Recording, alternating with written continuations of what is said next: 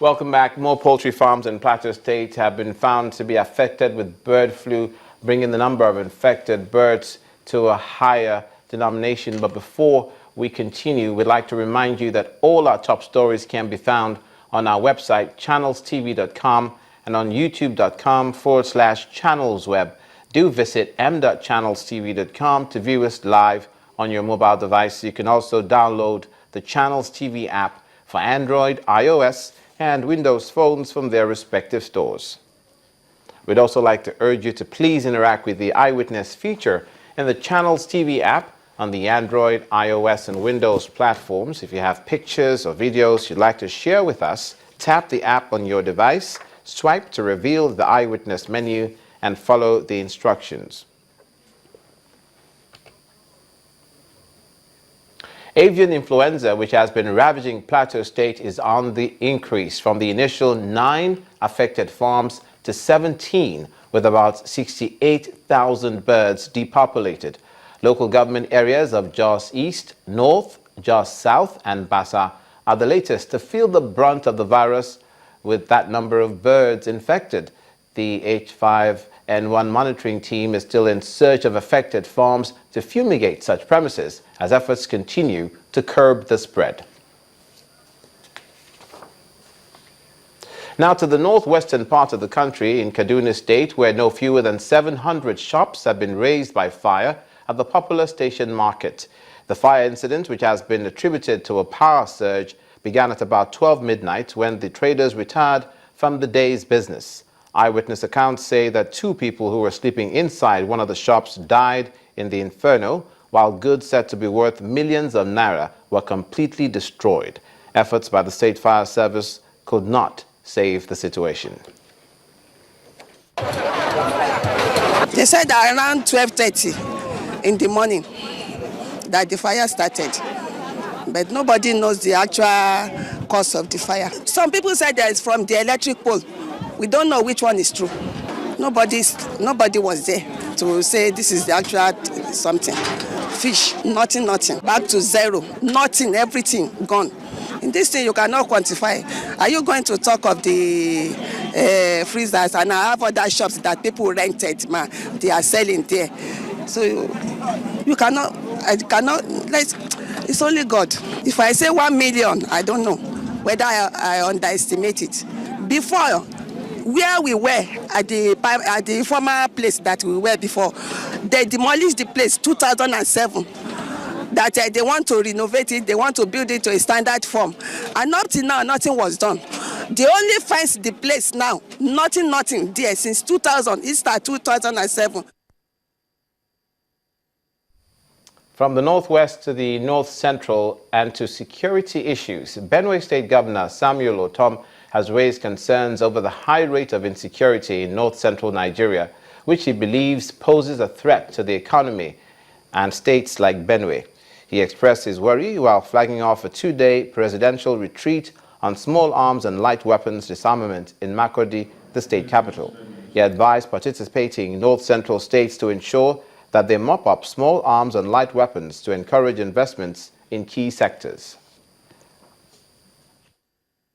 Small arms and light weapons, their easy availability and growing proliferation, coupled with the lethality to which they are often deployed by non-state actors and other violent groups and individuals, have become a major threat to security and peace. The problem calls for diligent and sustained action on our part that will enable us to take out of circulation illicit small arms and light weapons that have found their way into the country at alarming numbers. No one will come to Benue State to invest if his life is threatened, if his investment is threatened. And so we saw it from the beginning that we needed to industrialize the state so as to process our primary product. The boosting of commercial and trading activities and also attracting investment into the state. And all this cannot thrive in the midst of insecurity over the land.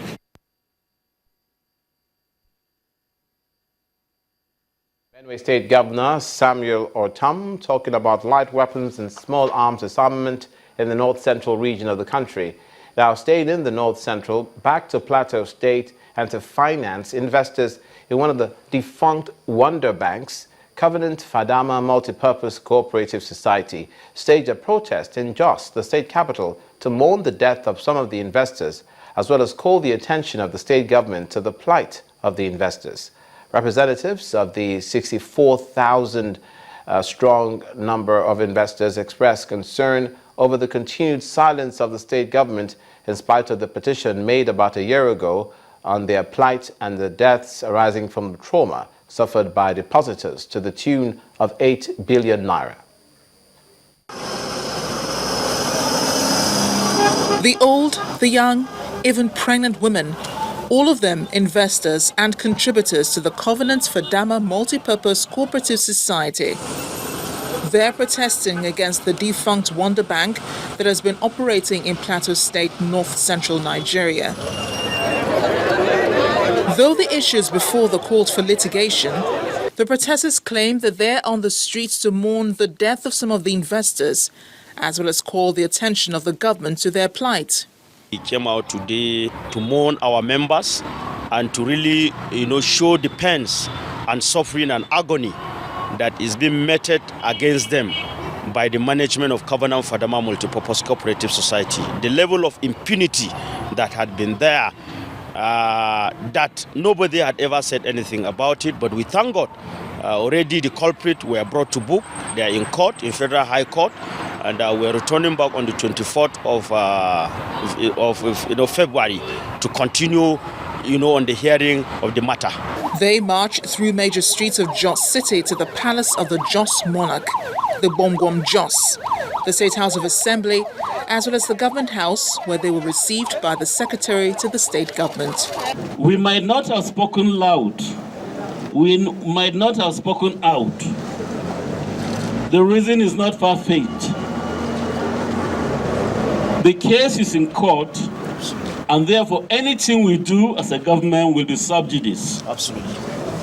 However, I want to assure you that we shall collaborate, cooperate, and make sure that if the money is hanging somewhere, we will give you every necessary backing to make sure that this money is returned to you.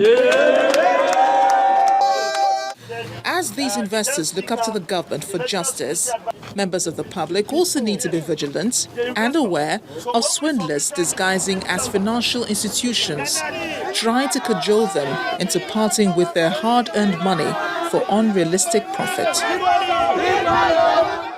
You're watching news across Nigeria. Next, the Niger Delta Development Commission commissions police headquarters in Port Harcourt, Rivers State. Please stay with us.